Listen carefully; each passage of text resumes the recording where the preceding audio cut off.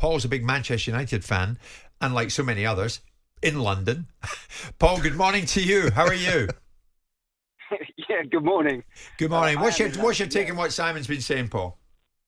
I think Simon's spot on, as often. And I think there's a few things that I don't understand. I can put together an argument for Gareth Southgate not being there in two years. I can't really put one together, not a sensible, analytical one, for him being there in 2 years. Simon said the same thing I said. What do you expect to be different in 2 years that hasn't happened? Or what do you expect to happen that hasn't happened in 2018, 20 and 22? Those are serious opportunities that we had to win. They weren't minor opportunities. And I think people underestimate this is a very, very good England team. Very good England team. We've been beaten against teams where we had serious opportunities to win. We've been beaten by squads, certainly in the case of Croatia and Italy, that were not as good as us. We've been beaten by a France team who didn't turn up. I think that's something other people don't say. They didn't turn up in that game yesterday, or when was it, 2 days ago? They didn't turn up, and they beat us, right? So I think, and as a United fan, I can tell you, this has all the hallmarks of Ole Gunnar Solskjaer. I mean, literally, it's like for like.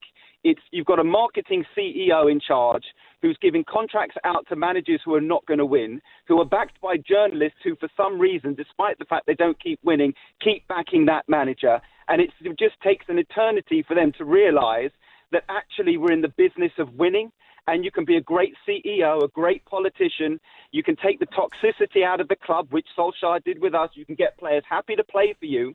But if all you're doing is beating squads who are far inferior to yours and struggling against teams who are also not quite as good as you and losing to teams who are as good, well, what good are you as a manager? What do you think's going to happen? What's going to change? And all we do is keep quoting back to previous World Cups where we failed. Oh, well, that's a brilliant place to start from. Let's make the base, let's make the base of our judgment our catastrophic previous failures.